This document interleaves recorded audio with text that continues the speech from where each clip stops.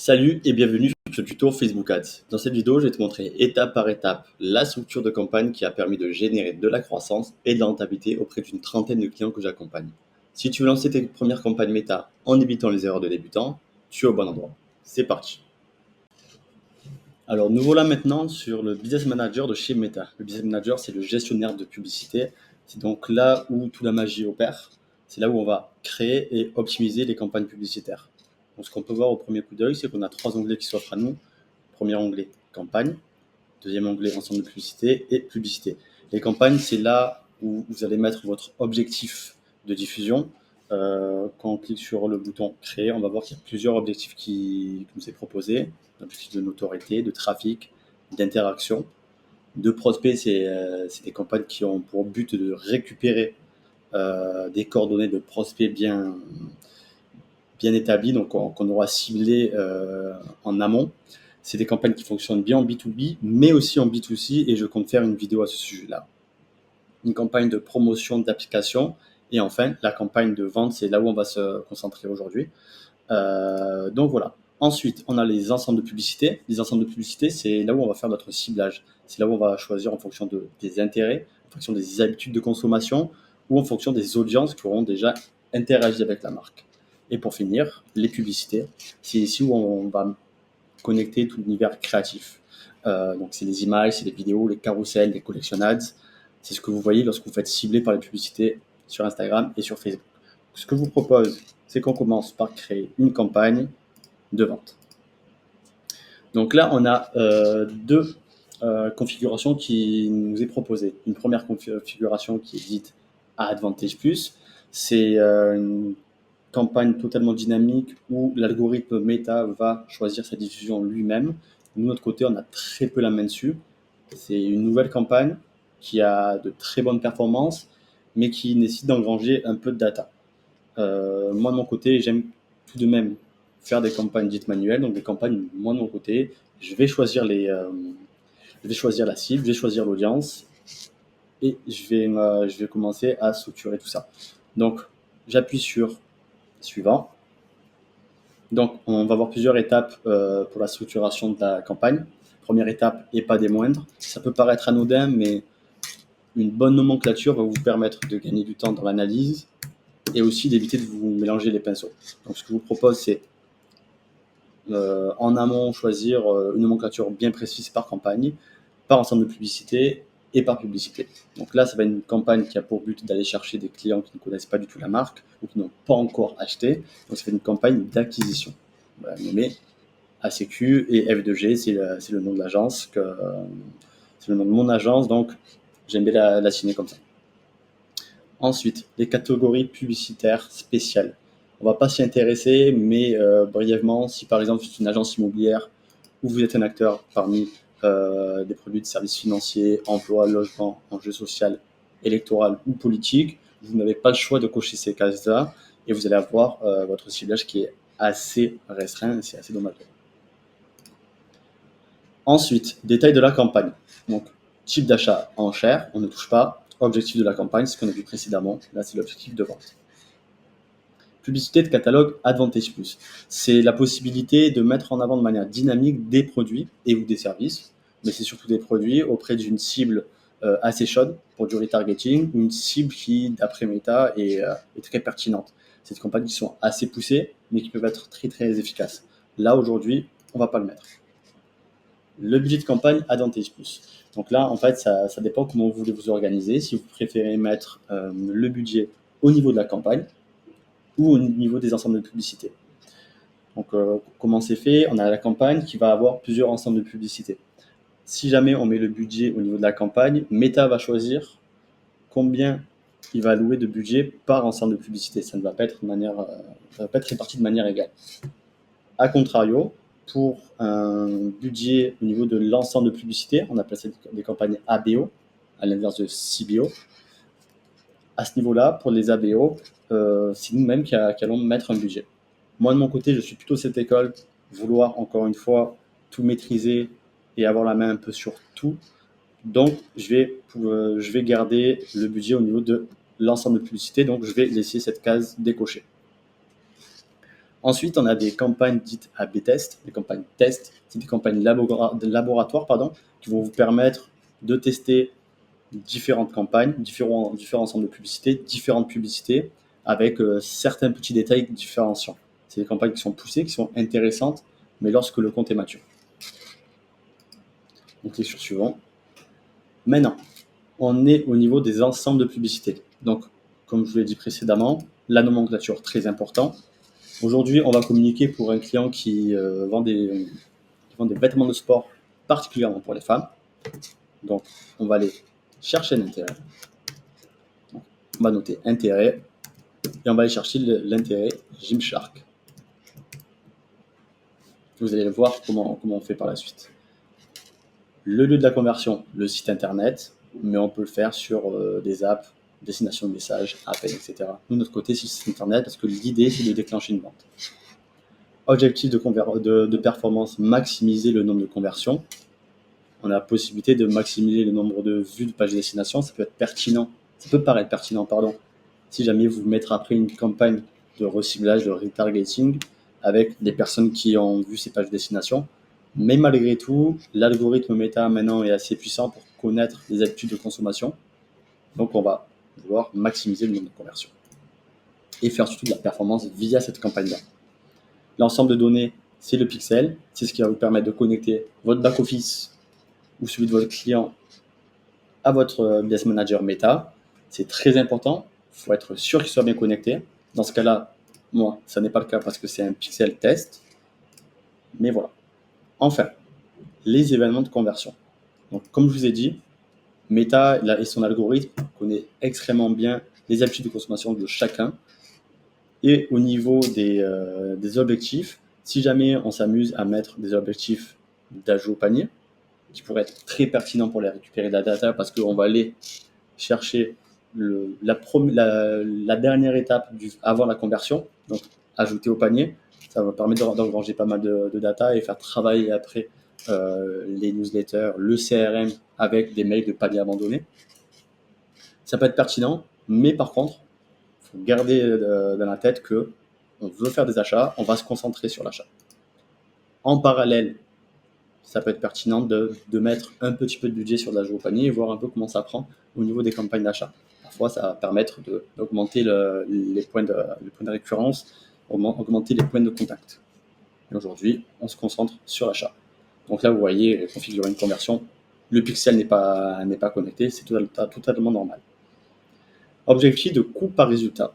Si vous connaissez le coût par résultat, le CPR, le coût par achat, le CPA de votre client ou de vous-même, ça peut être pertinent d'aller concurrencer l'algorithme de sorte à ce qu'il aille chercher des conversions à moindre coût. Par contre, le risque, c'est que cette campagne ne diffuse peu. Du moins, cet ensemble de publicités ne diffuse peu ou pas la totalité du budget qui lui a été alloué. De notre côté, c'est un nouveau compte, on ne connaît pas le CPA, donc on laisse comme ça. Afficher plus d'options. Ici, vous allez avoir un petit aperçu sur les paramètres d'attribution de Meta. Ça veut dire quoi?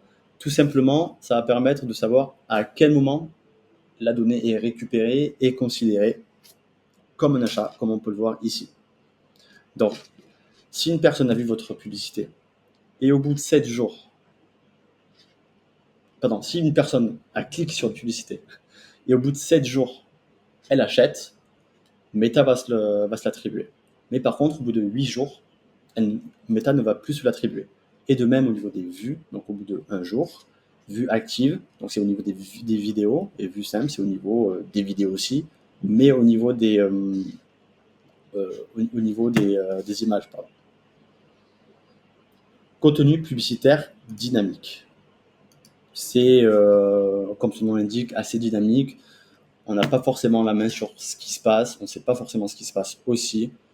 Si on veut s'amuser à faire une campagne dynamique, autant passer sur de l'Advantage Plus. On sait que ça fonctionne, donc je vous déconseille de cocher ça.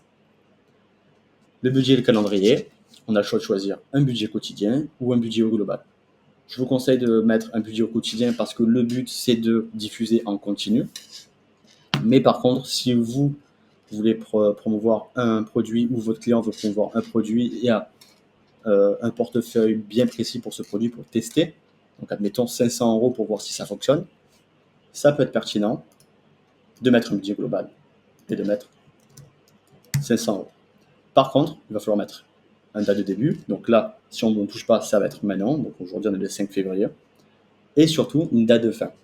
Et vous allez avoir que les 500 € ne vont pas être diffusés de manière équitable par jour. Ils vont être diffusés en fonction des performances de l'algorithme et de la data qu'il a récupérée, et du coup des prévisions de ces datas-là. Donc admettons, si le vendredi ça performe mieux que le jeudi, il va y avoir plus de budget qui va être alloué le vendredi. Mais nous, de notre côté, comme on a dit, on veut un budget quotidien. Donc là, on met 20 €. Hop, et on définit aucune date de fin. On peut aussi augmenter le budget à une période bien précise. Un exemple, c'est le Black Friday. Avec des clients, j'ai pu dépenser peut-être 3, 4, 5, 10 fois plus en une seule journée, histoire d'aller chercher de la perf. Et on voyait que justement les résultats étaient très très bons.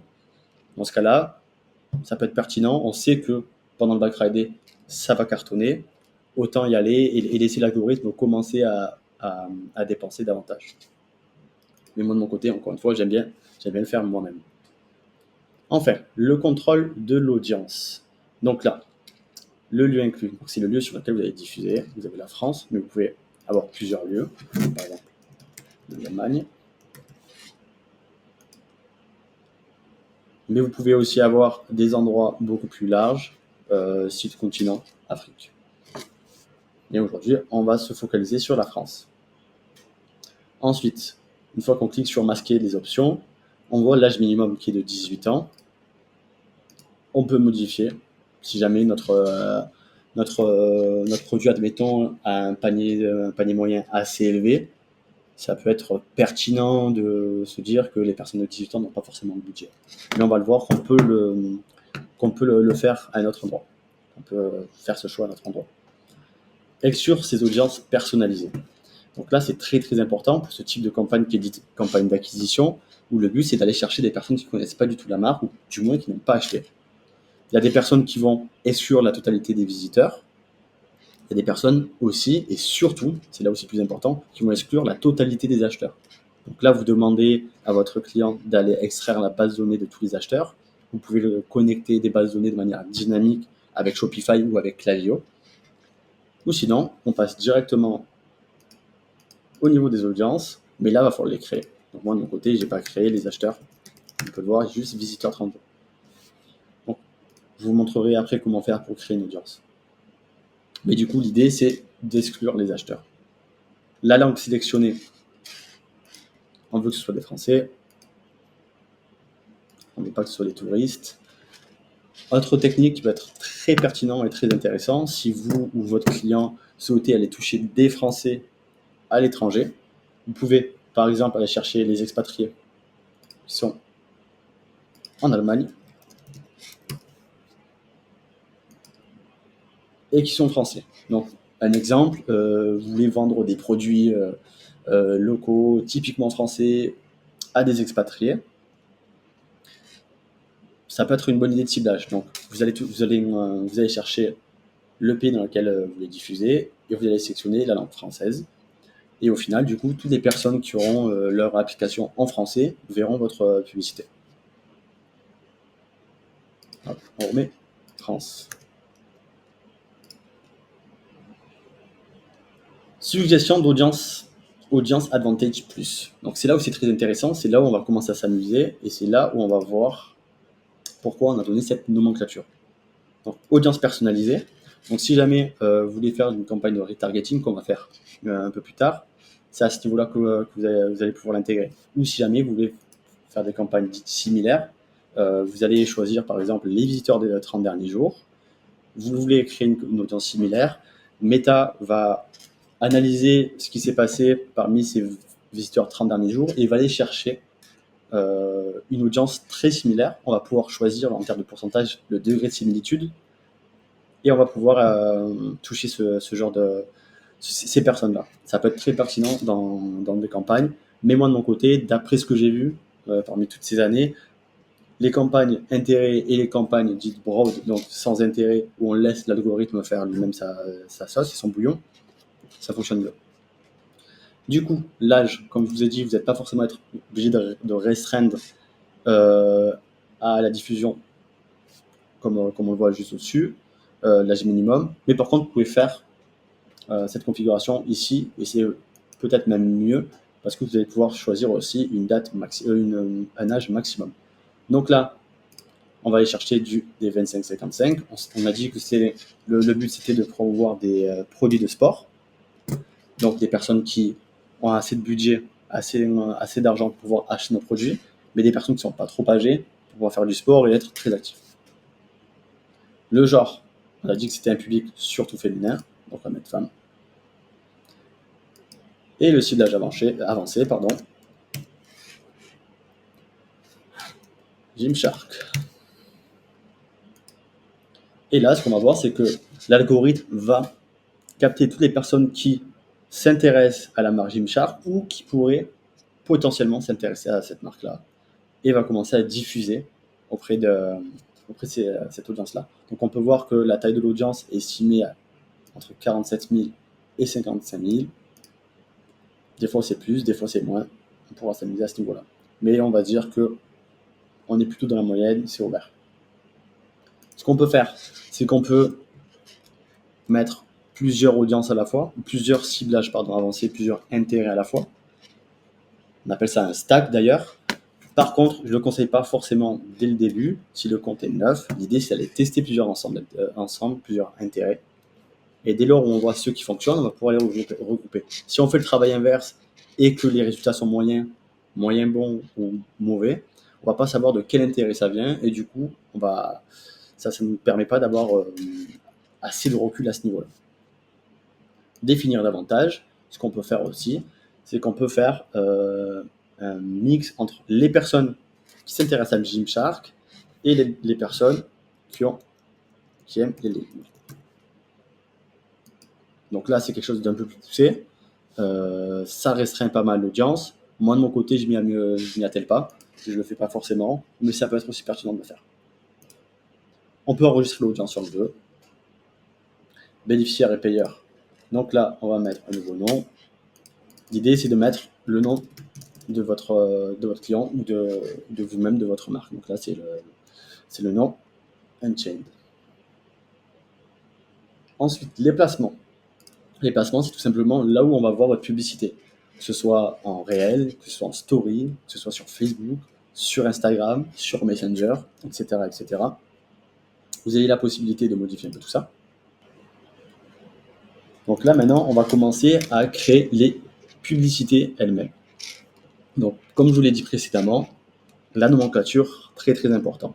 Donc aujourd'hui, j'ai intégré au préalable les images, les visuels que mon client veut diffuser. Donc, ça va être une image. Donc, on met image. Image. Le 2, c'est le type d'image. C'est mon côté, c'est moi pardon, c'est ma façon de nommer mes créas. Ça me permet d'avoir un visu de manière très simple, très rapide, un seul coup d'œil, et surtout d'analyser par la suite. Donc on a dit petit 1, image, petit 2, pardon, c'est le produit. Donc on peut mettre legging, c'est un legging. On peut mettre mix s'il y a plusieurs produits. Là, dans ce cas-là, il va y avoir plusieurs produits. Ensuite, le 3, c'est le type de format. Donc là, on a le format, c'est l'image, le type de format, si c'est par exemple du lifestyle. C'est le cas. Ensuite, petit 4, j'aime bien savoir où est-ce que je renvoie. Est-ce que je renvoie sur la home page? Est-ce que je renvoie sur la fiche produit? Donc moi, de mon côté, je vais renvoyer sur la collection. S'il y a plusieurs produits, on ne peut pas renvoyer sur une seule fiche produit, on va mettre sur la collection. Comme ça, au moins, la personne qui clique sur la vidéo va pouvoir voir l'étendue des produits de la marque. Du moins, la collection pour femmes. Et enfin, une petite indication bien précise. Donc là, on va mettre yoga. Donc ça veut dire que dans l'image, vous allez avoir la personne qui dit yoga. Donc, créer une publicité de toute pièce, on peut le faire. Alors, pardon, page Facebook, assurez-vous que ce soit la bonne page Facebook. Donc là, c'est Unchained qui est connecté à Instagram. Assurez-vous que ce soit la bonne page Facebook. Si jamais vous avez plusieurs clients, vous êtes média buyer comme moi et que vous avez plusieurs clients, ou si jamais vous avez plusieurs marques, C'est pas interdit que vous fassiez une petite coquille à ce niveau-là et que vous vous amusez à renvoyer sur un site A avec une marque B. Vous voulez clairement pas que ça arrive. Dans ce cas-là, vous faites vraiment très attention à ce niveau-là. Encore, je suis pour aperçu de la vidéo. Vous avez la possibilité de créer une publicité ou de la récupérer sur une publication existante. Moi, de mon côté, je vais la créer de toutes pièces.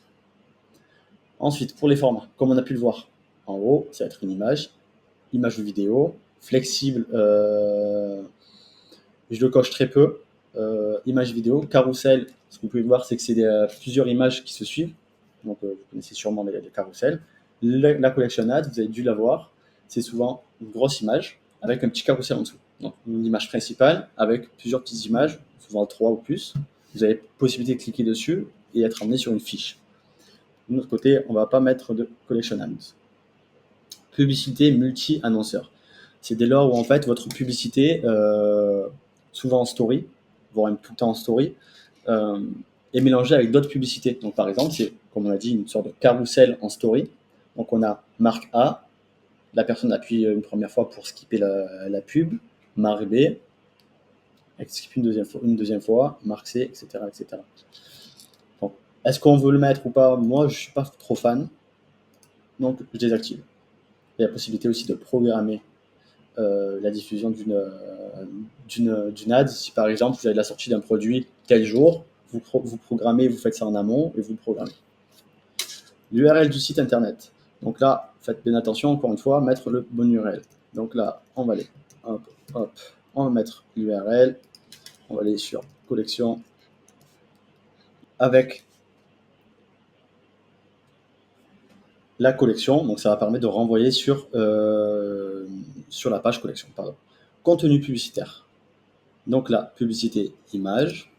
Donc là, vous voyez, ça, c'est des optimisations de chez Meta qui se font automatiquement et qui ne sont pas du tout pertinentes. Et ce que vous voyez aussi, c'est qu'on a un catalogue qui est connecté, qui n'a rien à voir avec la marque en question. Donc, si jamais vous avez un portefeuille client comme moi et que vous avez plusieurs clients, du coup, faites bien attention à ce que le catalogue, donc les produits qui sont connectés sur votre business manager, sont connectés directement sur le site internet, soient bien les bons. C'est encore une fois pas impossible que vous allez communiquer sur une marque A et que les articles qu'on peut y voir soient d'une marque B.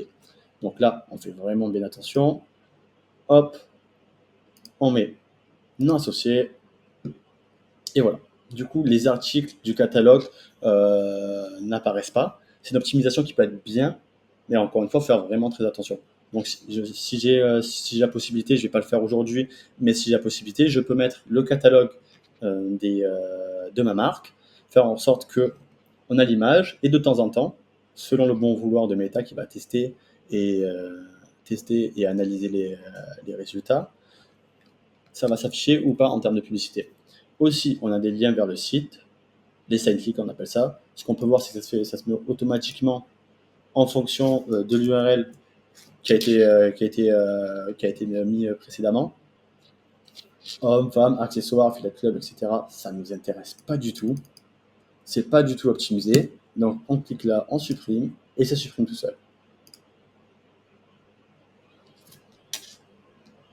Maintenant, le texte principal. Donc là, l'idée, c'est de mettre un bon texte principal qui va s'afficher au-dessus de l'image sur Facebook et en dessous de l'image sur Instagram. Donc là, découvrez la marque Unchained.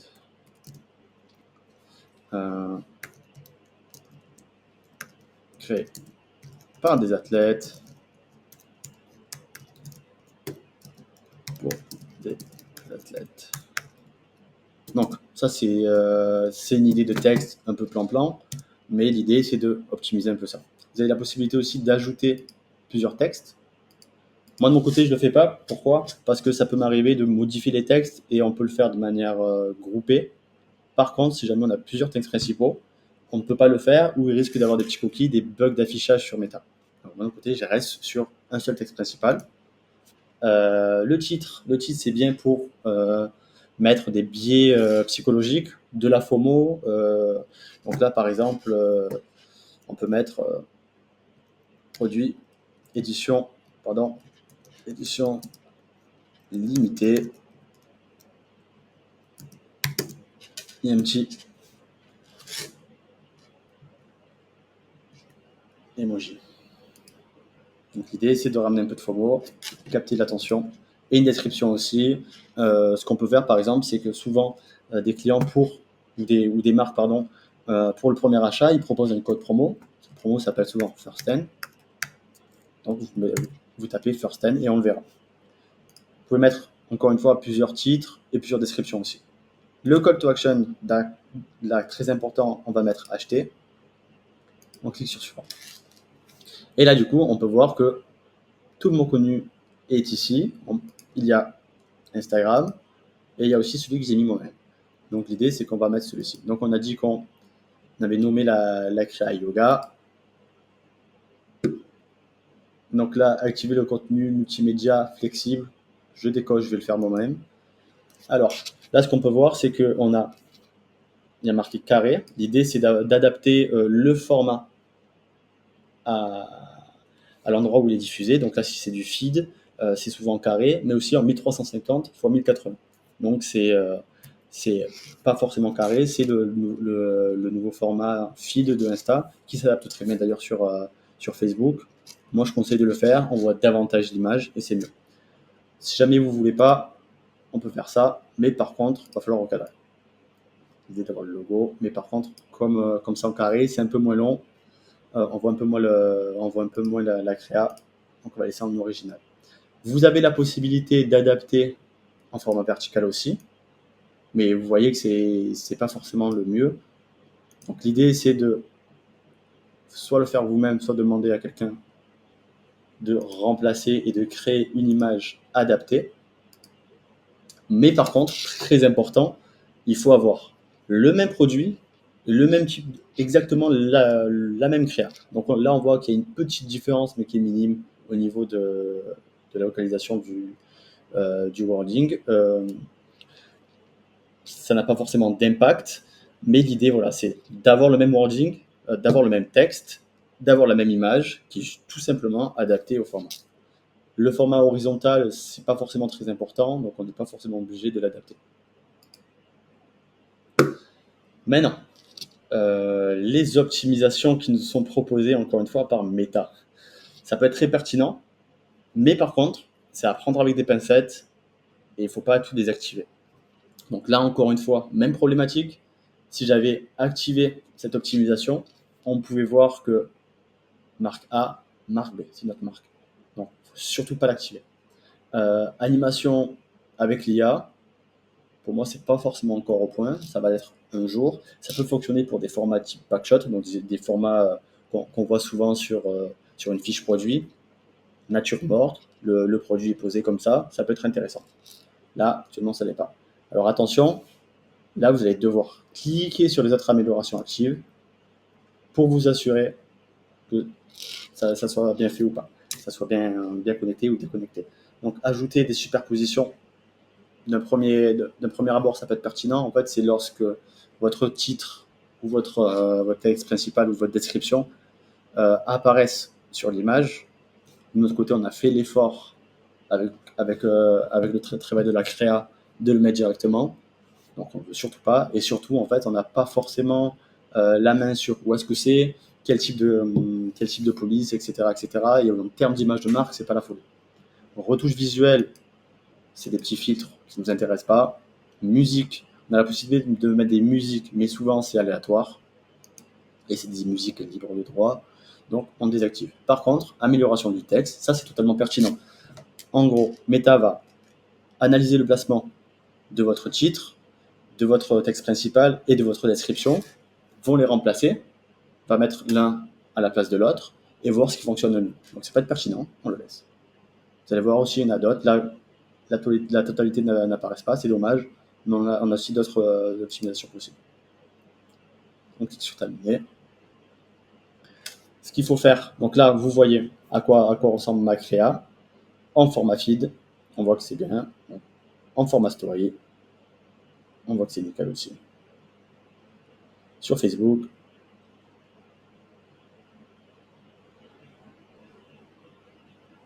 hop, en réel. Voilà.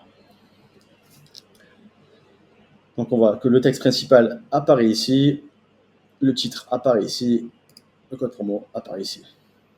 Le call to action est là. Et voilà. Étiquette d'information sélectionnée. On peut modifier ça. C'est des étiquettes qui peuvent être très pertinentes, qui vont permettre de mettre des éléments de style réassurance pour faire en sorte d'aller pousser à l'action, d'aller pousser à l'achat. Donc, expédition gratuite, si vous ou votre client expédiez des produits gratuitement à partir d'un certain prix, donc là, 100 €, admettons. On ne va pas l'activer. Hop, on met supprimer, suivant. Là, on voit qu'il y a d'autres étiquettes qui nous sont proposées. La description d'Instagram, on s'en fout. Horaire d'ouverture du magasin, ça peut être bien si jamais il y a un point de vente physique, ce n'est pas le cas. Gamme de prix du magasin, on s'en fout. Emplacement du magasin, encore une fois, ça peut être intéressant, mais c'est pas le cas. Follower Instagram, hop, hop, hop, tout ça, c'est pas pertinent. Terminé.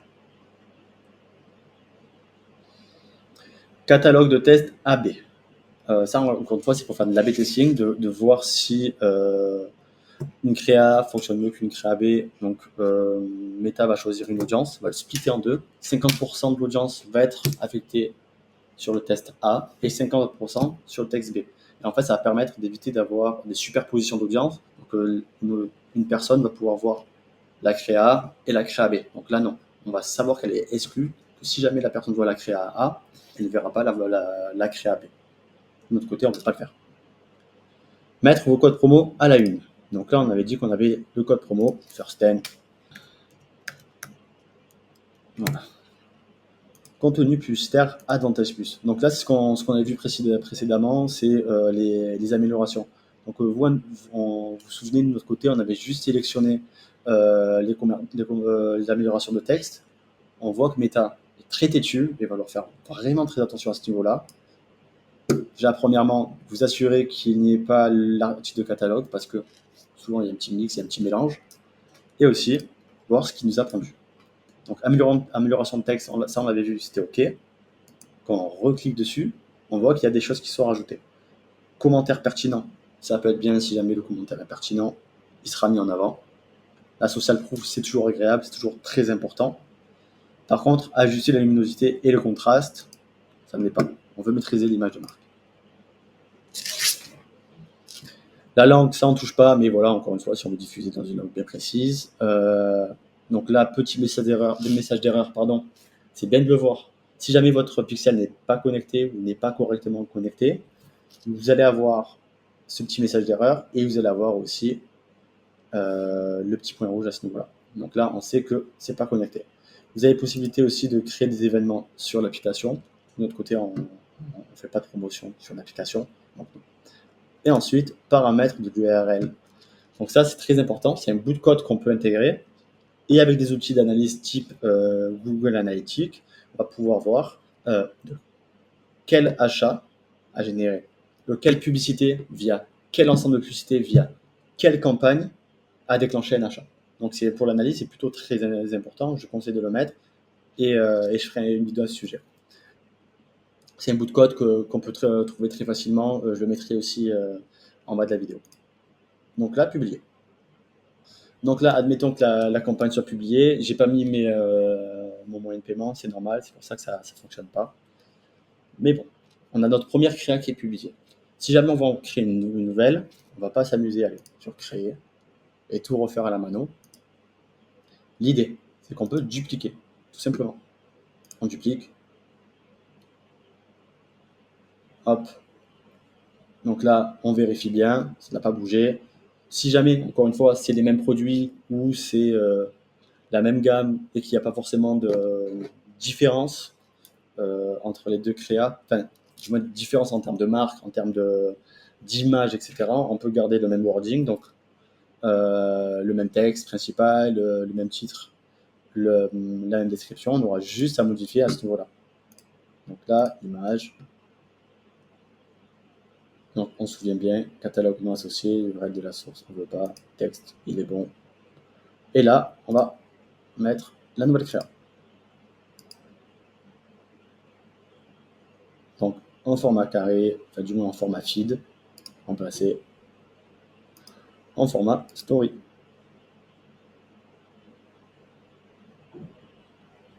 Hop, et on clique sur suivant quand ça va s'afficher.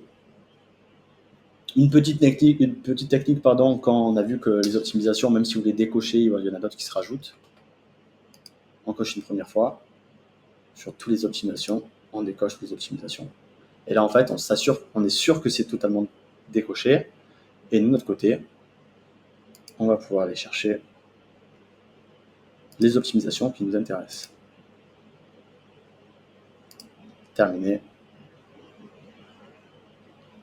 Et là, on vérifie. On a 2 améliorations. C'est parfait. Donc là, assurez-vous que c'est la créa qu'on souhaite. Il n'y a pas forcément de différence entre le format feed et le format story. C'est bon, c'est les bonnes créas. Ok, donc là maintenant, il faut repenser, faut retourner à la nomenclature. Donc là, on avait des produits mixtes tout à l'heure. Là, ici, c'est plus une brassière. Hop, hop, on va tout à droite. Et là, vous allez voir, on a toujours une copie. À chaque fois qu'on copie, qu'on duplique une créa, un ensemble de publicité et une campagne, on aura le petit copie. Je vais vous montrer comment faire pour lever ça de manière groupée et pas forcément un après l'autre. Donc là, on met brassière, un petit nom bien précis pour cette créa, brassière, tapis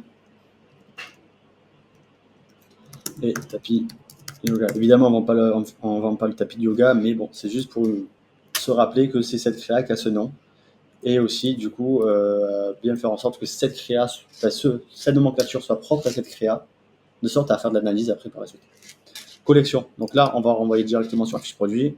Donc on met fiche produit. Ça, on va pousser davantage ce produit et on va faire en sorte d'améliorer le taux de conversion.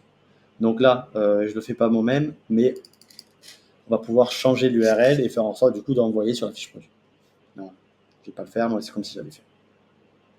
On vérifie à nouveau. Pas d'article catalogue. Bon texte. Hop, tout est connecté sur le papier. On écoute. On va pouvoir mettre une troisième si on veut. Là, on va pas le faire. Pour lever, du coup, ou modifier de manière groupée tout ce qui est nomenclature, on va tout sélectionner. Donc, vous sélectionnez toutes vos publicités. Vous cliquez sur la petite flèche qui pointe vers le bas à côté de modifier, recherche et remplacer. Et là, si jamais vous avez, par exemple, vous voulez changer les images pour des vidéos, mettre images. Hop, ça va fonctionner vidéo. Et là, ce qu'on va voir, c'est que si on enregistre, la nomenclature là, le texte là, qui contenait IMG, a été remplacé par VID. De notre côté, ça reste des images. VID, IMG. On a la possibilité de faire ça assez facilement et on peut aussi supprimer des textes. Donc là, on ne bouge pas à ce niveau-là.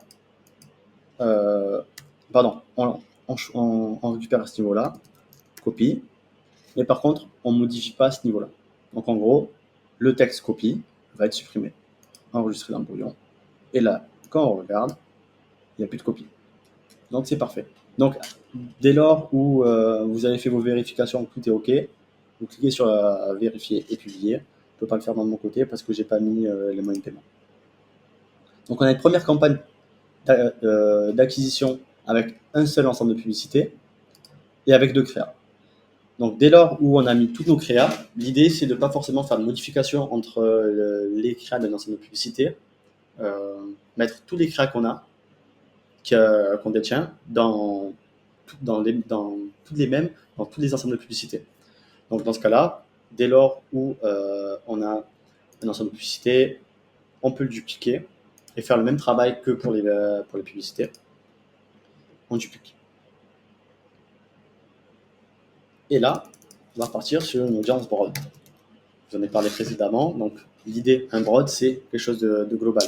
Donc, l'idée, c'est, admettons, l'algorithme a assez de data, connaît assez bien le ciblage et du coup, a surtout beaucoup plus de données que nous. On va lui faire confiance. Donc, on va louer du budget sur l'algo. Et on va pas forcément mettre un ciblage, on va pas forcément aiguiller l'algorithme. Et quoi qu'il arrive, la data se fait sur le compte, et du coup la data récupérée sur intérêt va pouvoir permettre d'être alimentée va permettre d'alimenter cette campagne broad. Donc là en gros, on change rien. Les vrais puristes diront on met tous les genres, on ne fait pas de modification sur l'âge. Moi de mon côté, je vends des produits pour femmes, donc on reste à ce niveau-là. On aura juste supprimé les intérêts, supprimé les habitudes de consommation ou les audiences, de sorte à laisser beaucoup plus de liberté à l'algo. Ok. Maintenant, on a plusieurs ensembles de publicités, plusieurs publicités, les mêmes publicités dans les ensembles de publicités. On va pouvoir créer une nouvelle campagne. Une campagne de retargeting. Une campagne de retargeting, l'idée, c'est de toucher les personnes qui ont déjà interagi avec notre marque. On peut le faire de différentes façons. Donc là, RMKT, on peut le faire de différentes façons en fonction des interactions sur les réseaux sociaux, mais aussi ailleurs. Donc ça peut être aussi sur le site internet par exemple. Donc là, du coup, on a nommé notre campagne petite signature, RMKT, RTG aussi, pour les targeting si vous voulez. C'est comme bon vous semble. Moi je mets remarketing, retargeting, c'est pareil. Comme tout à l'heure, on lève publicité de catalogue à Dantes Plus. On veut garder le budget aux ensembles de publicité. Et voilà, donc maintenant nous voilà sur l'ensemble de publicité. Donc là, ça va pas être des intérêts. Les intérêts, c'est pour les campagnes d'acquisition. Là, ça va être des audiences pour les campagnes de reciblage. On va recibler des audiences bien précises. Donc on a pu voir précédemment, j'avais déjà créé une audience des visiteurs 30 jours. On va mettre visiteurs 30 jours. Et là, en fait, dans un coup d'œil, qu'on va faire les optimisations, on va savoir que cet ensemble de publicité cible les personnes qui ont visité le site internet dans les 30 derniers jours. On va cibler notre conversion, le pixel c'est OK, événement de conversion, on va aller chercher l'achat. On a possibilité de mettre du CPA cible, mais on ne veut pas. Contenu publicitaire dynamique, on s'en fout. Le budget, on met 20 €. Ciblage, on est good. Faites en sorte, encore une fois, j'ai pas l'audience, mais de supprimer, d'exclure tous les acheteurs. C'est pas parce que c'est une campagne de reciblage, de retargeting, que on veut toucher les personnes qui ont déjà acheté. Ça, on peut le faire d'une autre manière, qui est totalement gratuite, le CRM. De notre côté, l'idée, c'est d'aller chercher de l'acquisition de nouveaux clients. Donc, voilà. Les langues, France, et encore que, logiquement, les visiteurs sur le site internet, c'est des Français, si jamais, vu que le gros des visiteurs va venir de la publicité qu'on a créée. Audience, Advantage Plus, simulation de l'audience, et c'est là où tout va se faire. Donc là, ciblage avancé, c'est là où on met les habitudes d'achat et les intérêts. Audience personnalisée, c'est là où on va mettre les audiences que vous ciblez. Donc visiteurs, 30 jours. Si jamais vous voulez cibler une audience bien précise, vous pouvez créer des audiences. Et de toute façon, vous pouvez le faire ici ou ailleurs, mais on peut le faire ici. C'est d'ailleurs beaucoup plus simple. Donc là, je vais refaire. On clique sur créer. Audience personnalisée, audience similaire. Les audiences similaires, on l'avait vu, c'est des audiences lookalike. De notre côté, on va chercher des audiences personnalisées. Donc des audiences en fonction de leur interaction. Donc comme je disais, interaction sur le site internet. On peut mettre aussi des fichiers clients ou d'autres fichiers. Donc connecter par exemple le CRM Klaviyo qui va pouvoir avoir davantage de data pour aller toucher par exemple toutes les personnes qui ont ajouté au panier, pour effectuer un acte bien précis.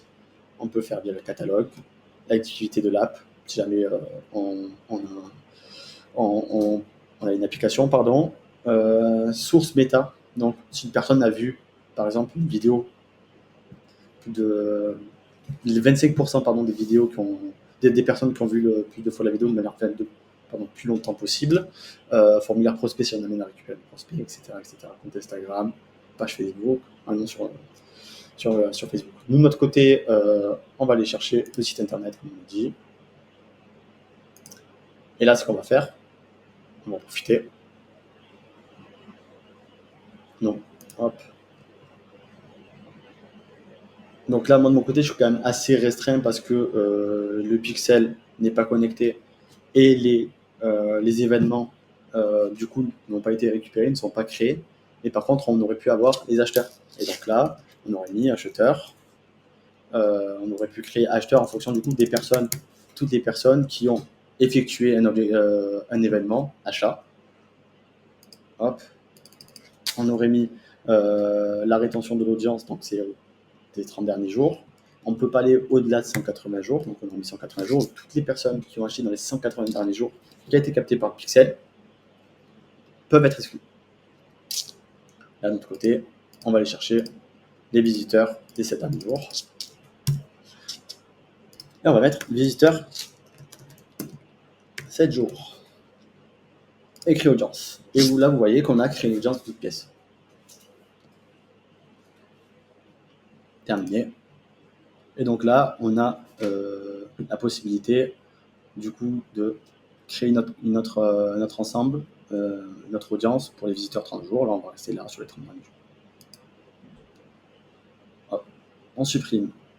L'âge, on ne modifie pas. Logiquement, c'est des personnes qui ont déjà interagi avec la marque, qui ont cliqué de manière volontaire et qui ont visité le site internet via la publicité ou via l'organique. L'âge aussi, on ne touche pas. Le genre, je ne touche pas. Et faites bien attention qu'il n'y ait pas de ciblage à ce niveau-là. Hop. Bénéficiaire, du coup, on a dit que c'était la marque Unchained.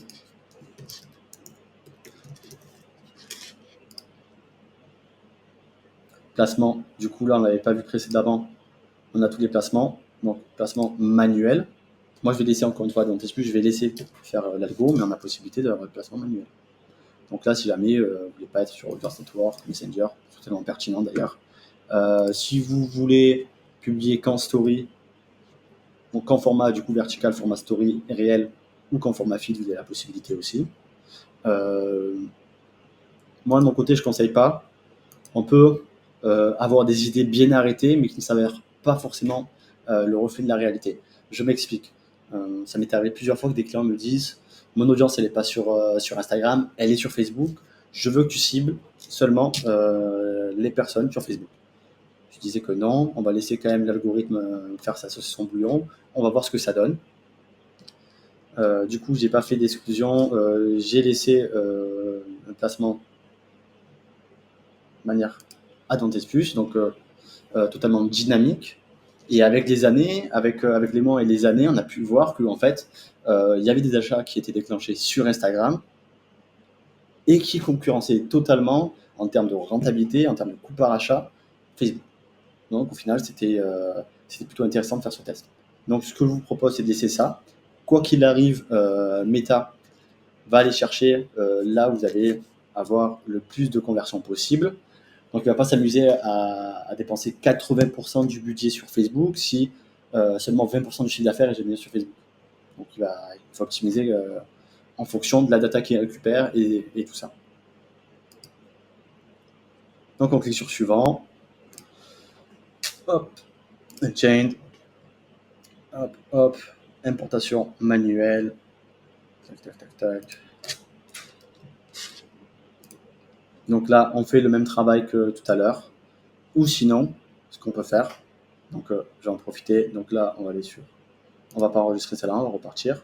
Si jamais, je vous le conseille pas pour d'une campagne d'acquisition sur une campagne de retargeting, mais si jamais vous faites une autre campagne d'acquisition, et on va le faire aussi prochainement avec la campagne ASC+, mais si jamais vous voulez transférer une créa d'une campagne à une autre, vous pouvez le faire. Donc là, c'est ce qu'on va faire. Donc je peux pas, encore une fois, vérifier, publier, ça va pas fonctionner. Du coup, ça va rester un peu comme ça, un peu vert. Mais voilà. Donc, ce qu'on peut faire, c'est qu'on fait ça. Donc là, toutes les créas qu'on a déjà créées sur la campagne d'acquisition, on va pouvoir les transférer sur les campagnes de retargeting. On clique sur, on les sélectionne. Attention, celle-ci, on s'en fout. Dupliquer. Donc la campagne d'origine. Donc l'idée, c'est seulement de dupliquer les mêmes créas dans le même ensemble de la même campagne. Donc là, on va aller campagne. On va échanger. On va aller choisir la bonne campagne avec le bon ensemble, dupliquer. Et voilà. Donc là, on voit que dans les visiteurs 30 jours, on a les créas qui apparaissent là. Alors attention, hein, vu que j'ai tout sélectionné, parce que j'ai pas pu enregistrer, j'ai tout sélectionné. En fait, là, ça crée des doublons. Donc ça aussi, c'est pas impossible de faire des petites coquilles. C'est bien qu'on le voit aujourd'hui. Dans ce cas-là, ces deux-là, on va faire en sorte de ne pas les enregistrer.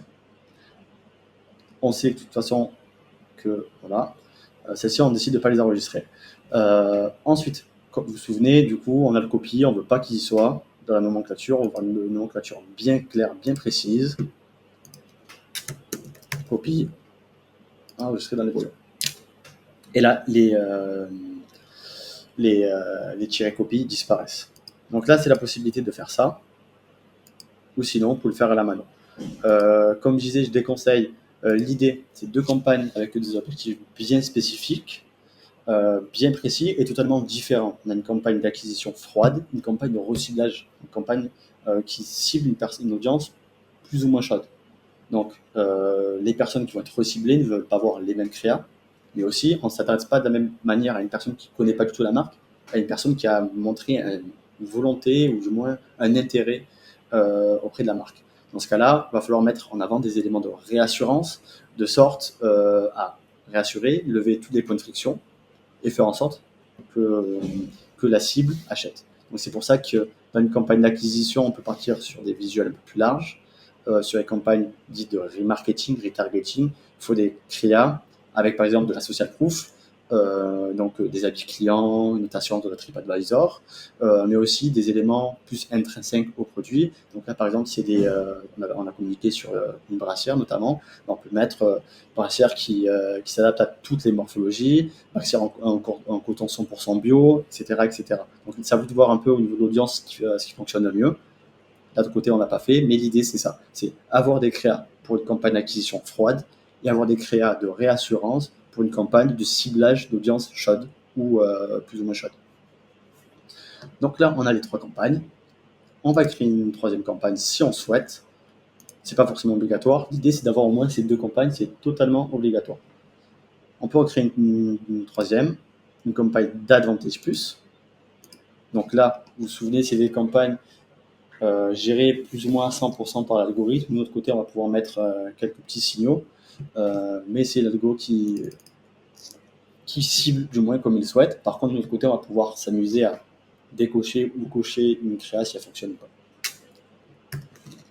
Donc là, signature.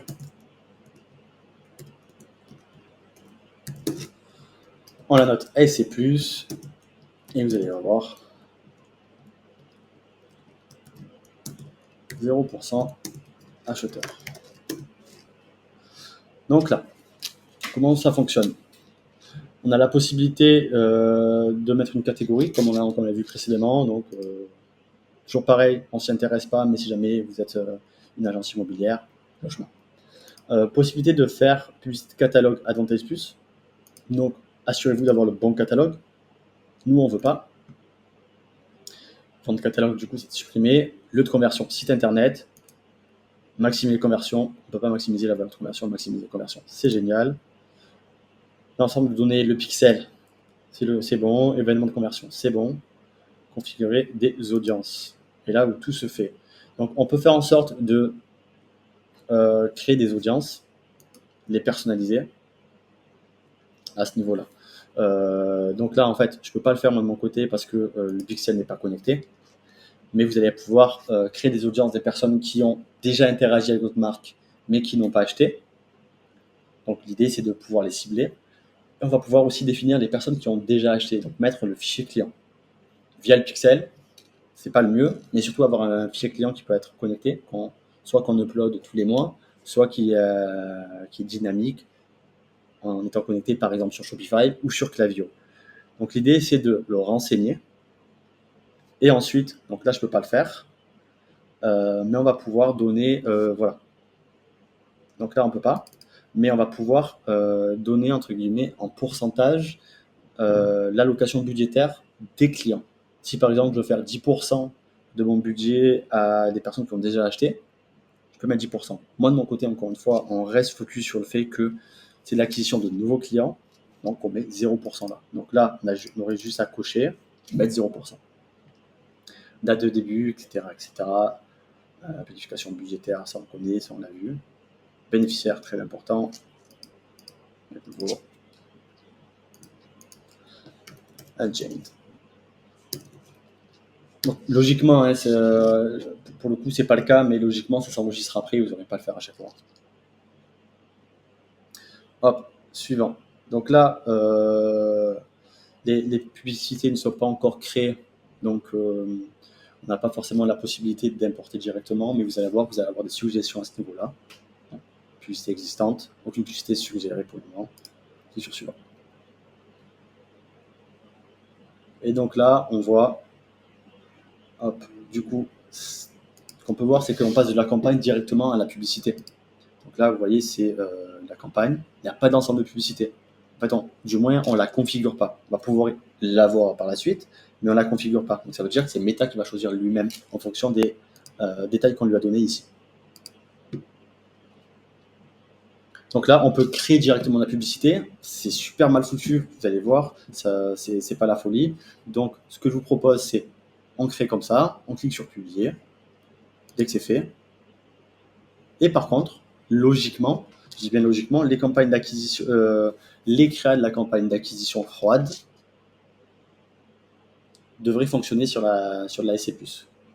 Donc, ce qu'on va faire, encore une fois, on veut avoir les mêmes créas par même objectif de campagne, l'acquisition du client froid. Donc, on va pouvoir faire ça. Donc là, non, surtout pas visiteur. On va aller sur Broad. Admettons, on sélectionne ces deux-là parce qu'on ne veut pas les doublons. On clique sur dupliquer. Existante. ASC+. On sélectionne. Donc voilà. Vous avez la possibilité aussi de le faire au sein de la même campagne. Si jamais vous avez déjà tous vos intérêts qui sont créés et que vous voulez mettre de nouvelles créas, vous allez choisir un ensemble de publicités bien précis.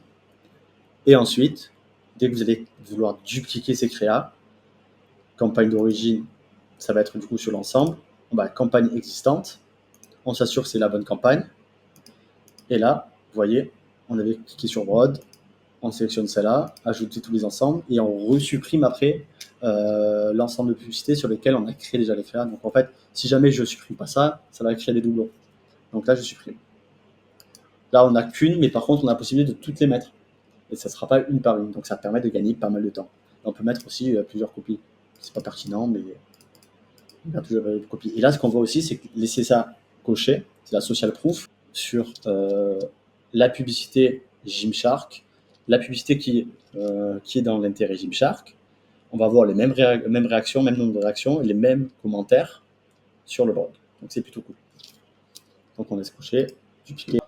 Nous voilà maintenant avec les trois campagnes différentes, campagne d'Advantage Plus, campagne d'acquisition et campagne de retargeting, de remarketing. Maintenant la question c'est comment est-ce qu'on alloue notre budget en fonction de ces campagnes. Admettons, on a 100 euros par jour à dépenser. Est-ce qu'on met 33 euros sur la SC+, 33 euros sur l'acquisition et 33 euros sur retargeting? L'idée, c'est pas forcément de répartir du budget de manière équivalente en fonction des campagnes et de se fier à 100% sur les résultats qui s'afficheront lorsque vous aurez lancé les campagnes. L'idée, c'est de respecter un certain équilibre entre les campagnes de retargeting, de reciblage, et les campagnes d'acquisition qui ont pour but d'aller chercher une audience assez froide. Je m'explique. Au fur et à mesure où vous allez lancer les campagnes, vous allez voir que les résultats sont bien meilleurs. Bien souvent, encore une fois, je grossis les traits, je fais une généralité, mais souvent, les résultats sont bien meilleurs sur les campagnes de retargeting, sur les campagnes d'acquisition. Ce n'est pas forcément une science exacte, mais c'est souvent le cas. On peut être tenté de mettre plus de budget sur les campagnes de remarketing et moins de budget sur les campagnes d'acquisition froide. La problématique, c'est que de manière intrinsèque dans le business manager, on va voir que le KPI des répétitions va s'augmenter. Donc ça va être l'audience, la répétition, c'est de voir combien de fois l'audience a vu votre publicité. Ce qu'il faut savoir, c'est que pour générer une conversion, il faut générer à peu près 7 points de contact. Ça dépend du panier moyen, ça dépend de votre business, mais au global, dans le e-commerce, c'est à peu près 7 points de contact. Si jamais vous avez une répétition de 25, vous commencez à spammer littéralement votre audience. Et vous ne voulez pas ça parce que vous allez dégrader l'image de marque, d'un premier point. Et d'un deuxième point, c'est que en termes de macro, vous n'allez pas aller chercher de la croissance. Sur l'instant T, vous allez peut-être avoir de bons résultats, mais si vous avez peu de visiteurs, ou du moins toujours les mêmes visiteurs qui arrivent sur votre site internet, à un certain moment, ils auront tous acheté, ou du moins ceux qui devront acheter auront acheté. Par contre, si on ne va pas chercher de nouveaux visiteurs, si on ne va pas chercher de nouvelles audiences, on ne va pas faire grossir le chiffre d'affaires. À part si vraiment vous avez un business consommable à 100%, et j'en connais pas encore aujourd'hui, j'en ai jamais vu. Mais dans ce cas-là, la personne va acheter une première fois, va mettre un peu de temps avant de racheter, si jamais elle doit racheter. Dans ce cas-là, on veut aller chercher de nouveaux visiteurs, on veut aller chercher de nouveaux prospects, on veut aller chercher de nouveaux intérêts, de nouvelles interactions, faire grossir sa marque d'un point de vue notoriété, mais surtout aller faire grossir son chiffre d'affaires. Donc, en premier temps, du coup, gardez cet équilibre, à peu près 20% sur les campagnes de retargeting, 80%, ça dépend de votre panier moyen. Ensuite, c'est au niveau de l'optimisation du business manager via ce qui se passe sur votre chiffre d'affaires, sur votre CRM, sur votre back-office, etc., etc. L'idée, c'est de ne pas se fier à 100% sur ce qui se passe. Le traitement de la donnée de méta n'est pas fiable à 100% dans le sens où il y a beaucoup de perditions, mais il y a aussi beaucoup d'attribution qui est faite de méta via d'autres leviers marketing, style par exemple les influenceurs ou le CRM, du coup les newsletters. De notre côté, c'est que on va les regarder de manière macro. Est-ce que si on met 1000 euros de publicité, on génère plus de 1000 euros? Ça veut dire qu'on est plus ou moins ISO si jamais on ne calcule pas les marges, on ne calcule pas les frais fixes et les frais variables. L'idée, c'est de chercher une rentabilité x3. Donc, admettons, manière macro, on avait 1000 euros, on veut aller chercher au moins 3000 euros de chiffre d'affaires au global. Ce qu'il faut se dire aussi, c'est que on va pouvoir allouer le budget marketing global en fonction du chiffre d'affaires qui est réalisé. Je m'explique. On va aller chercher, on appelle ça le cost of sales. On a un chiffre d'affaires de 10 000 euros. Ok, on va se demander, pour aller grossir, il faut que je mette combien dans le marketing pour avoir de la croissance et avoir de la rentabilité qui est très très importante pour n'importe quelle entreprise. Dans ce cas-là, on va aller se dire, ok, je veux à peu près allouer 20% de mon budget dans le marketing. 20% de mon chiffre d'affaires, je veux le réallouer dans le marketing. Dans ce cas-là, si jamais on fait 10 000 euros de chiffre d'affaires dans le mois, on veut mettre 2 000 euros dans le marketing. Et ça va vous permettre de savoir combien vous voulez allouer à Meta, si jamais vous avez un seul levier, ce qui n'est pas recommandé d'ailleurs, parce qu'on ne peut pas mettre tous ses œufs dans le même panier. Mais ça va vous permettre aussi de, globalement, ok, on va dire qu'on a vu que les performances étaient les meilleures quand on mettait 90% du budget sur Meta, donc on va mettre 90% de ces 2 000 euros, donc les 1 800 euros directement sur Meta. Et là, on va les répartir en fonction des campagnes. Donc, on va dire qu'on va mettre 80% des 1 800 euros sur les campagnes d'ASC+, et d'acquisition, et 20% des 1 800 euros sur la campagne de retargeting. Voilà. Et ensuite, à l'intérieur même des campagnes, vous allez pouvoir intégrer, admettons, 20 euros sur le broad et 50 euros sur l'intérêt Gymshark.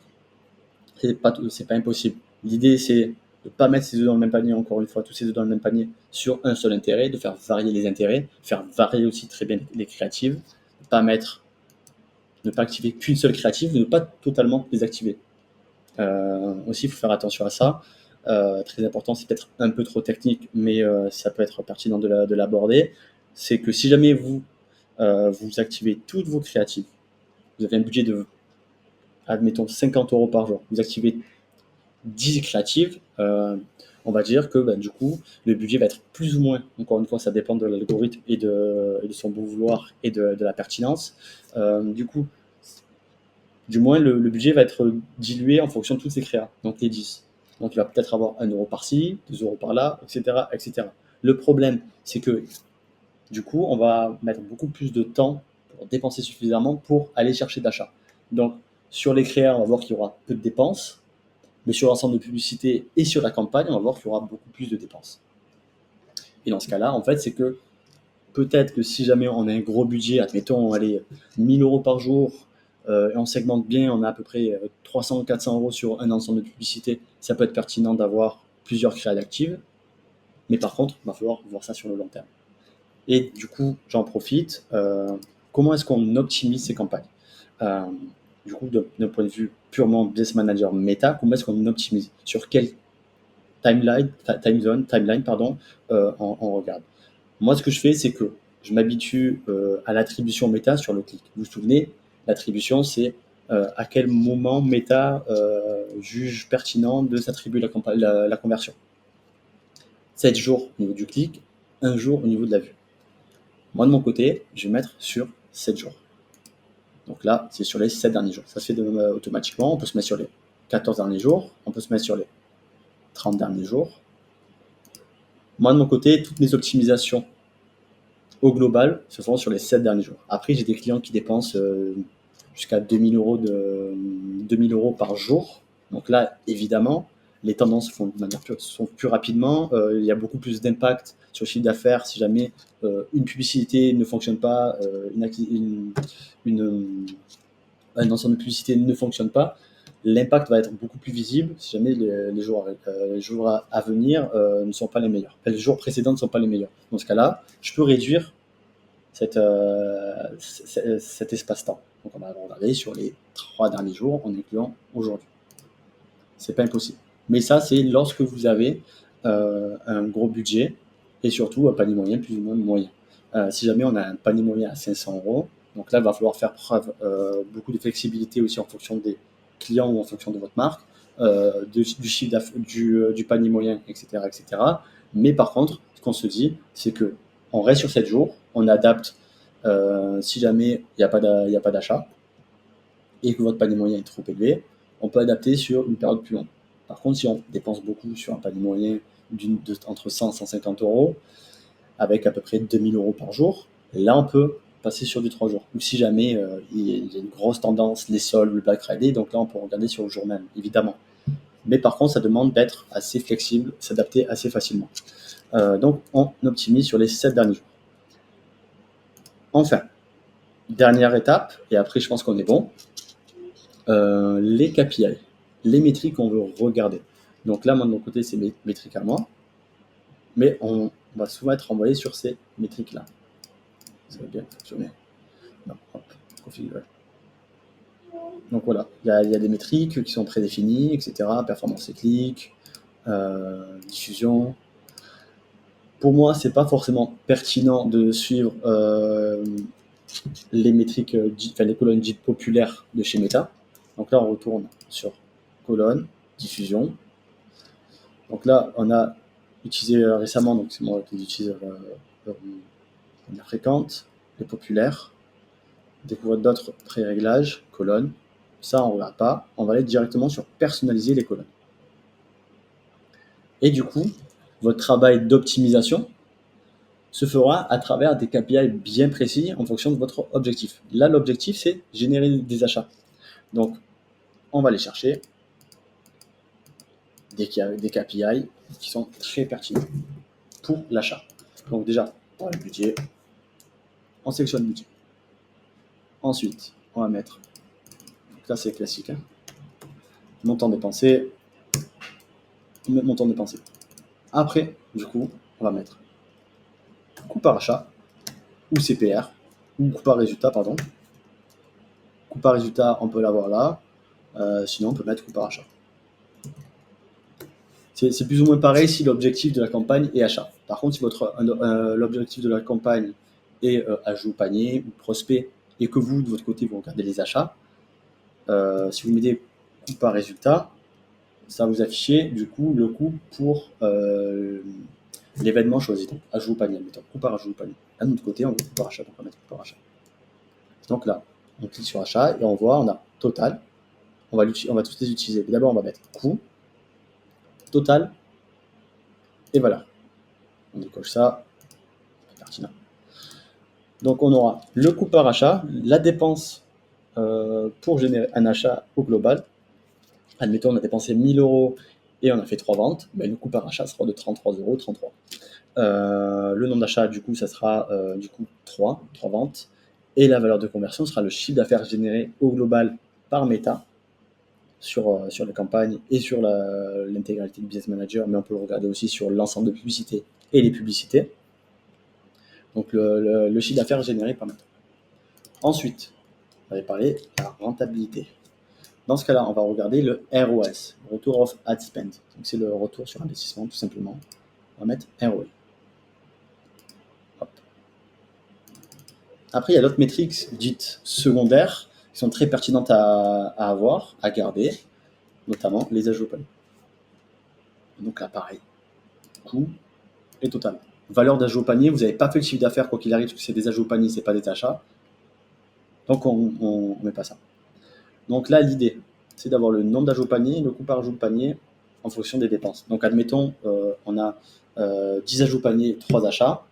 Du coup, le coût par achat sera avec 1000 euros, du coup, sera de 333,33 €. Mais par contre, pour les ajouts au panier, ce sera 100 € par ajout au panier. Voilà. Et du coup, ce qui peut être pertinent, dès lors que vous allez gagner en expertise, c'est d'analyser le coût par ajout au panier versus le coût par achat. Ça permet de voir, ok, du coup, mon coût par ajout au panier est de 100 €, mais mon coût par achat est de 333 €. Est-ce que c'est pertinent ou pas? Et l'idée, un peu, c'est de concurrencer un peu ces résultats-là, de réduire la plage entre le coût par achat et le coût par ajout au panier. Donc, ajout au panier. Après, du coup, les CPC, savoir pour combien de dépenses on génère des clics. Et généralement, c'est pas du tout le cas, attention, mais généralement, un clic devrait générer une visite. Et là aussi, on va regarder ça. Donc, regardez les CPC. Coût par clic sur un lien, parce qu'on va les renvoyer sur le site internet, pas au total, parce que les CPC au total, ça peut aussi mettre par exemple tout ce qui est interaction. De l'autre côté, on veut pas. On veut les CPC. On a le CTR. C'est souvent un KPI qui est très regardé pour la performance d'une créa, d'une publicité, d'un visuel. Avoir plus CTR élevé, logiquement, plus elle attire l'œil, du coup, plus elle est cliquée. Le CTR, c'est click-to-through rate. C'est en gros, c'est la proportion de personnes qui ont été touchées, qui ont généré des impressions. Proportion de personnes, de ces personnes-là, du coup, 1000 impressions, admettons, on a 30 clics. Donc on a 3% de CTR. C'est un taux. Donc là, du coup, taux de clic sur le lien. Vue de page destination. Vue de page destination. Donc là, pareil. Est-ce que on a autant de clics? Donc là aussi, on va rajouter clics, d'ailleurs. Le nombre de clics sur un lien. Donc ça, on met ça là. Donc là, l'idée, c'est comprendre un peu ce qui se passe, le comportement au sein même du business manager. C'est est-ce que les personnes qui cliquent atterrissent dans la page de destination? C'est rarement le cas qu'il y ait 100% des clics qui atterrissent sur la page de destination. Il y a souvent un petit delta. Pourquoi? Parce qu'il y a un taux de rebond. Le taux de rebond, c'est les personnes qui atterrissent et qui cliquent, qui n'atterrissent pas, ou du moins qui n'effectuent pas d'action sur le site internet. Et il y a aussi le pixel, du coup, le tracking qui ne récupère pas 100% de la donnée. Du coup, dans ce cas-là, on analyse et on voit en fait s'il y a beaucoup de déperdition ou pas. Et vous analysez ça aussi avec votre Google Analytics et vous voyez si le taux de rebond est élevé. Donc logiquement, si le taux de rebond est élevé, ça veut dire qu'il se passe quelque chose sur le site internet, ça met trop de temps à recharger. Et où, en fait, aussi ça peut être au niveau de la qualité de l'audience. Si par exemple il y a beaucoup de clics mais peu de vues de page destination, c'est souvent que l'audience n'est pas bonne. La cible n'est pas bonne. Dans ce cas-là, en fait, il faut faire quelque chose. Ou sinon, il y a d'autres points, mais globalement, grosso modo, c'est ça. C'est que soit il y a un problème de tracking, soit qu'il y a un problème de ciblage. Mais c'est très important de le garder. On a le CPM. C'est le coût pour 1000 impressions. C'est le modèle de facturation de Meta. En gros, il va mettre à peu près 5 euros, admettons, pour aller toucher 1000 personnes. Il peut varier d'un jour à l'autre, d'une semaine à l'autre, d'un mois à l'autre, des périodes à l'autre. Admettons, pendant des périodes de suractivité, pendant les soldes, avant Noël ou surtout pendant Black Friday, le coût par 1000 global va augmenter parce qu'il y a beaucoup plus d'annonceurs qui mettent beaucoup plus de budget et c'est un peu comme la bourse, du coup, plus il y a d'argent, plus il y a de volatilité. C'est exactement pareil et ça, on veut l'analyser. C'est d'un point de vue concurrentiel, d'un point de vue concurrence, pardon, mais c'est aussi en fonction de votre qualité de publicité, de ciblage et de site internet. Je m'explique. Il se peut que vous allez cibler, par exemple, des hommes en mettant en avant des sacs à main. Meta va vite comprendre que les hommes ne sont pas forcément les personnes les plus à même d'acheter, ne sont pas la cible idéale. Dans ce cas-là, vous allez avoir des CPM élevés, tout simplement parce que Meta ne veut pas diffuser, du moins la qualité de diffusion ne sera pas forcément la meilleure pour le ciblage. Dans ce cas-là, si le CPM est élevé. Quand vous allez lancer vos campagnes, le CPM va être élevé et vont logiquement baisser petit à petit. C'est totalement normal. Les CPM. Après, si vous voulez, vous pouvez personnaliser vous-même des indicateurs. Cliquez là, personnaliser. Et là, vous mettez, c'est pas moi, quelque chose que j'aime bien regarder, c'est donc là, on va mettre page destination divisé par clic.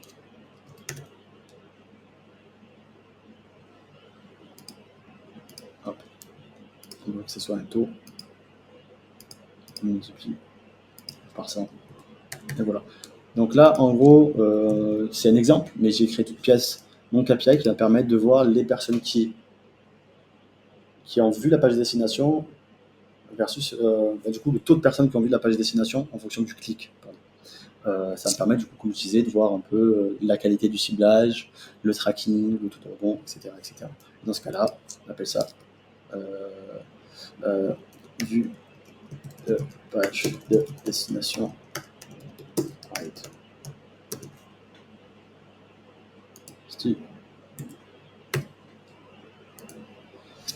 Et créer un indicateur. Et donc là, il apparaît là et on peut le mettre. L'idée, c'est de bien choisir ses KPI et surtout de bien faire en sorte qu'il s'affiche correctement pour une analyse bien précise. Donc, l'idée, c'est d'avoir le budget, la dépense, les dépenses, et ensuite aller directement à l'essentiel, donc l'objectif achat, coût par achat, retour sur investissement. Ça va être le plus important.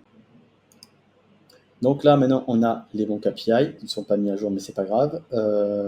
On a les structures des campagnes, on a la façon dont vous pouvez optimiser en termes de timeline. Maintenant, ce qu'on peut faire, c'est qu'on peut aller regarder le tracking rapidement. Donc nous voilà maintenant sur le pixel d'un client qui a bien voulu que je vous montre ça. Donc l'idée, c'est de voir à peu près les éléments importants. Là, il y a beaucoup d'informations, j'en suis conscient. L'idée, très globale. Qualité de correspondance, on ne regarde pas au début. Le plus important, c'est de voir s'il y a une courbe qui se fait, voir si le nombre total d'événements s'affiche, que ce ne soit pas 0, et que intégration, qui est marquée soit multiple, soit API de conversion et navigateur. C'est le principal. Dans ce cas-là, vous allez avoir le nombre d'événements, intégration multiple ou plusieurs du coup pixels et API de conversion. L'API de conversion va permettre d'aller récupérer de la data via le serveur. C'est quelque chose d'assez technique, mais l'idée c'est de faire en sorte de récupérer le plus de data possible, de faire en sorte d'avoir plus 25% de data récupérée, affichée sur le Business Manager, que si on passe seulement sur le pixel. Très important. Et les événements. Donc voilà. Donc là on a page view, vue de contenu, ajout au panier, paiement initié, ajout d'infos de paiement, recherche, achat, transfert, etc. Qualité de correspondance, on ne s'y intéresse pas forcément. Donc voilà. On va aller maintenant sur événement de test. On a sélectionné le canal marketing pour recevoir des instructions correspondance. Donc là, l'idée, c'est de tester le tracking, voir si ça fonctionne bien. Donc on va mettre sur site internet, parce qu'on a un site internet, configurer vos événements de serveur sont correctement configurés, confirmer, oui. Donc là, on ne calcule pas ça, on va aller directement sur le deuxième, c'est confirmer que les événements de votre site sont correctement configurés. C'est exactement pareil, mais là, on va mettre le site internet. Ça affiche directement. Donc là, on va mettre le site internet. On clique sur accéder au site web. On a le site. L'idée, c'est quoi? L'idée, c'est de faire en sorte de générer un parcours d'achat sur le site internet. Jusqu'à la fin ou pas, ça dépend si vous voulez créer un achat. Dans ce cas-là, il va falloir le supprimer après, s'assurer qu'il ne s'en va pas. Donc là, on va aller sur Leggings avec Freedom. Admettons, je suis intéressé par ce legging. Je clique dessus. La taille, c'est bon. On clique sur ajouter au panier. Donc, souvenez-vous bien de ces étapes-là. On voit la fiche produit, on ajoute au panier, d'accord, en stock, ok, paiement. Donc là, j'avais déjà fait le test avant, mais on s'en fout. On arrive sur l'étape de paiement. Une fois qu'on a mis les étapes de paiement, etc., on a juste à cliquer sur vérifier la commande et faire en sorte de finaliser la commande. Donc là, vous vous souvenez, on a fait un parcours d'achat et on va regarder si tous les événements du parcours d'achat s'affichent ici. Pardon. Donc là, c'est le pixel. Page View, à chaque fois que vous allez atterrir sur une page, que ce soit la home page ou les autres pages, vous allez avoir un page view qui va se déclencher, donc ça c'est bien. Donc on a un page view. Donc ça veut dire que, la visite soit détectée. Ensuite, on a vue de contenu.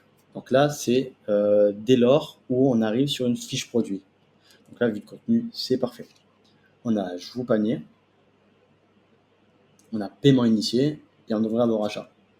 Donc là, on voit que du moins les principaux événements ressortent au niveau du test tracking. Donc ça veut dire qu'on est good.